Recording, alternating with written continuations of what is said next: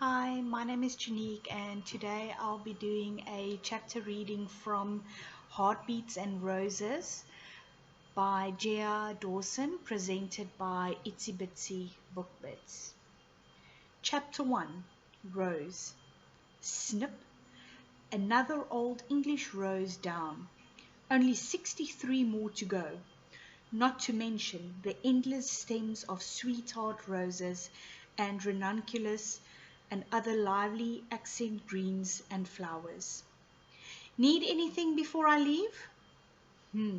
I peered up from the pile of tattered petals and leaves on my counter to Mia, my 19-year-old cousin and floral apprentice.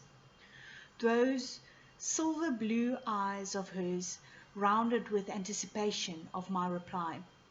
Silver blue eyes that always reminded me of her half-brother, Liam Bradley. But thinking of him was dangerous. My mind was already a spinning carousel of tasks, the priority of each to-do moving up and down in nauseating circles. Charlie Rose, she arched a humorous yet impatient eyebrow at me. No, I'll be fine. I wasn't so sure that was true, but she didn't need to know that. Enjoy your time in Florida. Soak up some sunshine for me. Mia pulled her dark brown hair up into a messy bun. How did Gen Z girls look so stylish in a tossed together look? The old soul in me was a touch scandalized when Mia traipsed into work wearing pajama pants with nonchalant ease. Maybe a touch of jealous, too. You sure? Yes, I drawled out emphatically and leaned across the counter. Now depart, dear cousin, before I change my mind and send a handwritten note to your aunt, styled as a Civil War widow writing to her long-lost friend on how my weak constitution cannot bear being parted from you. Mia laughed. Sometimes I can't tell if you're being ironically dramatic or if you're actually just that dramatic. Part of my charm, I said with a grin. Okay then, see you in a few days. Mia grabbed her bag and jacket and ambled toward the back door, tossing over her shoulder. Don't forget to bring extra wire and flowers to the wedding. You always forget those. Oh, thank you. The back door shut behind her, and I scrambled to find a piece of paper and pen. A simple note, but I enjoyed the creative scrawl using my fine felt tip marker. Reminder complete, I taped the note to the cooler window. On the other side of the glass, a rainbow of flowers stared back at me. The Donnet wedding was in 2 days, a winter sunset wedding warmed by some summer sunset hues. Despite the hard, solitary hours of work ahead of me, I reveled in the colors, the peach and golds of a happily ever after story. The dreamy lullaby, mauves and lavenders, the elegant antique roses and creams, the moonlit kiss blues and the dependable reds and pinks. I was forgetting one. Friendship, I declared to Sophie, my shop cat, a beautiful ginger-haired serrate petite. She lifted a sleepy eye from the end of my work counter to acknowledge me, then tucked her head into her paw. The pink crocheted flowers on her collar wobbled with her movements before settling. Sophie was often unimpressed with my epiphanies, though she did appreciate Mia's. Traitor, I muttered under my breath. Still, how could I forget all about platonic love, the cheery, sunshine yellow of devotion between friends? Officially added to my list of favorites. Really, all flowers were my favorite. Every color, every texture, almost every variety. Though I drew the line at baby breath. Sure, the little white clouds were darling, but my Parisian instructor would swoon in outrage if ever he suspected the use of that common grocery store filler in anything I arranged from my boutique de fleurs. Ah, Paris! I, I drew in a long, wistful breath and smiled. I missed the flower markets of France, not to mention the patisseries. The mere thought had me craving a café and an eclair, and definitely a box of macaroons to enjoy later. Originally, I had planned to attend the premier floral school in New York, but the city of love called to my hopeless romantic side, and the bell above my shop door tinkled, and an older man in coveralls poked his head inside. A new delivery man. Greg had moved to Oregon a couple of weeks back, and as his replacement stepped inside, the memories of Gothic architecture, sugar-laden pastries, and seas of flowers faded back into reality. I blinked and rested my freshly sharpened snips on the counter. Before wiping my hands on an apron I sewed from a vintage flea market print. Vintage prints were my one weakness. The man who poked his head inside lifted a clipboard and read, "Charlie Rose McDaniels?" Yes, I resisted a smile. He possessed impressively bushy grey eyebrows, like two furry caterpillars. "I have a large delivery from Cascade Floral Wholesale." Large was too soft an adjective. I practically purchased the entire catalogue in bulk. Valentine's Day was 2 weeks away. Hardwood Falls was already pouring into my shop to order arrangements for their significant others, and to scribe secret Valentine notes. Cupid help me. I had so many Valentines to prepare. Miss, oh, sorry, my mind had a habit of wandering off into flights of fancy. I have a back door in the alley. The cooler is just inside. I took the profit clipboard from the man's hand and read through the order. Everything seemed correct. I flourished my signature, being sure to swoop and loop the letters beautifully. It may be a wholesale order, but a rose by any other name wouldn't smell as sweet. And thus I took extraordinary care in my signature. The man's caterpillar eyebrows quirked up. Yes, I did indeed dot my I with a flower. I may be 36, but flower-dotted I's were simple pleasures in a particular world. Satisfied, I spun on my heel. The bell tinkled behind him, and I marched to the back door, careful to not slip on the leaf-littered floor. Truly, the hallway by the cooler looked as though a leaf blower ran through my greens. A common occurrence in a busy flower shop, and I was already busy for a small town without the added benefit of holidays. Because I knew the language of flowers, I held the loves and losses of Hardwood Falls close to my heart. I probably knew more about the lives in this small town than Sal and Calvin, the bartenders down at the Pine Door pub. Each story mingled into potpourri that was both bitter and sweet.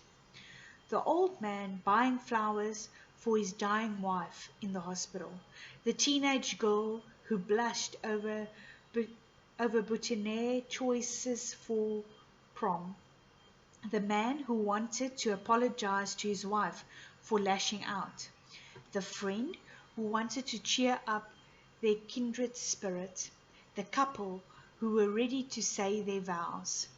A knock sounded on the back door, interrupting my merry rambles. I could speak on the language of flower for a lifetime, and still never feel quite done. Early February rushed through my door in a cold, swirling breeze as I opened and stopped at the back entry. The man tipped his head and hauled in the first box. The delivery truck brimmed with boxes of stories that I couldn't wait to unpack. My restless heart longed to know which couple would find their true love beneath the linden tree in the town park this year. I sighed, dreamy and wistful.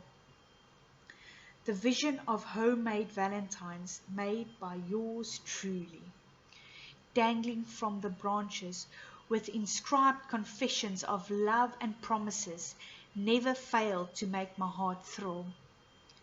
All right, that's everything. Thank you. Oh, my hands flew to my chest. Don't leave. I have a gift for you. The delivery man shook his head. No tips? Company policy?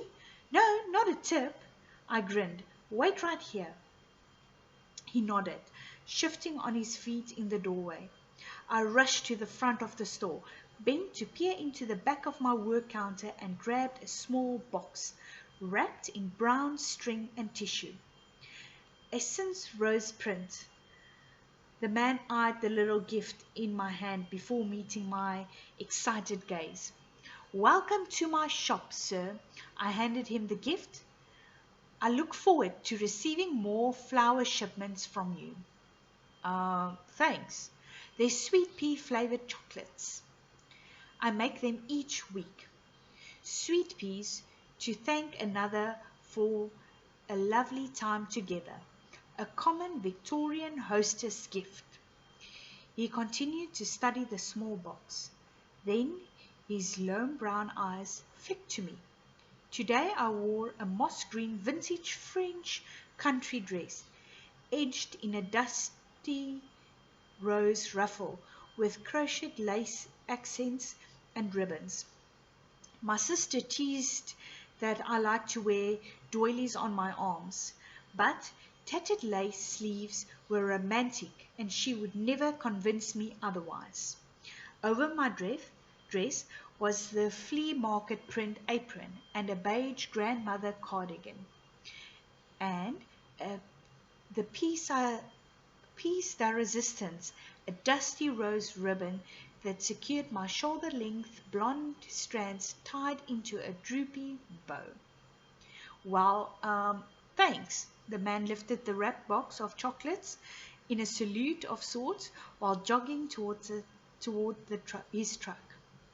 Small gestures went a long way, my grandmother always said.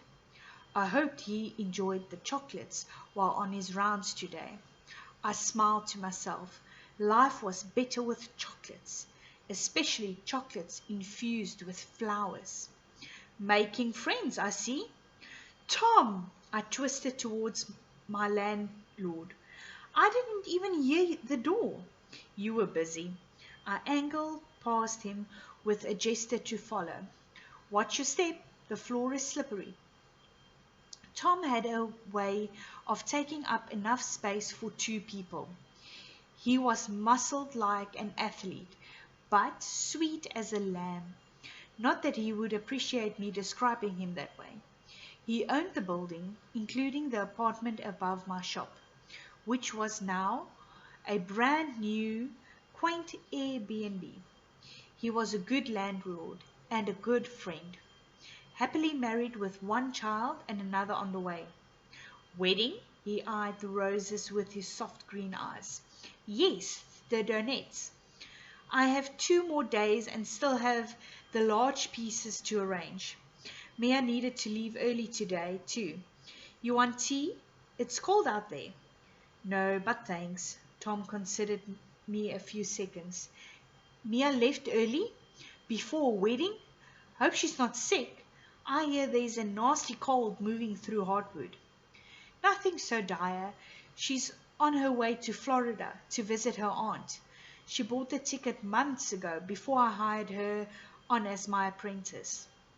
Oh well, I won't take up much of your time.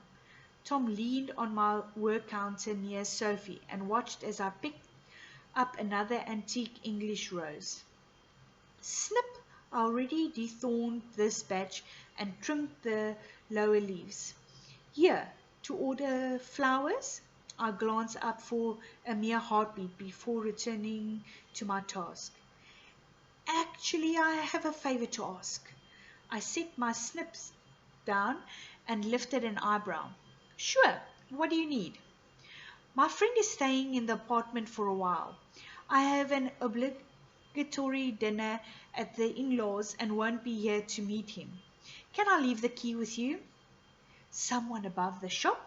While I burned the midnight oil? Normally I would welcome the adventure of meeting the wayfarers above me who sojourned the hardwood falls. But I didn't need any distractions right now. Mia was gone for a week, and Sarah had her baby last week. Other flower shops couldn't spare the help either with Valentine's Day around the corner, and I didn't wish to bother my busy family. Late nights and early mornings for me until I fainted from exhaustion, and hopefully into the arms of a handsome single man. Rose? I snapped out of my swirling thoughts. Sorry. I smiled and met his soulful eyes. Not sleeping much this week. I gestured at the mess around me and laughed. Even in my dreams, I'm arranging flowers. Those sound like your kind of dreams, Tom quipped. Yes, well, I offered him a dainty shrug. There are other ways to dream of flowers. I prefer my evenings to be work-free. When is your friend arriving? Late this afternoon. I swiped my hand on my apron before holding it out. Tom dropped the key into my palm. Thanks, Rose. I appreciate it. I'm getting a key box installed next week, so this is a one-time ask. Think nothing of it. I pulled a tissue-wrapped box from behind the counter and pushed the gift toward him. For your in-laws, a hostess gift is always appreciated. You think of everything, don't you? Tom grabbed the box of chocolates with one hand and waved with the other. See you later. The door tinkled again and I twirled a lovely English rose painted in golds, corals and pinks. I set the key down and picked up my shears. Snip! Another antique rose down. Only 60 more to go. From the counter, the key seemed to watch me, and I tilted my head, narrowing my eyes at it, as if the molded and grooved metal would reveal secrets about the friend who would arrive hours from now. Was it too much to hope that he would be tall, dark, and handsome, prone to fall in love with a simple small-town girl? Probably. I've never enjoyed such good fortune before. The opposite, in fact. Yet, despite all the evidence, I still nursed a secret hope that one day that girl would be me.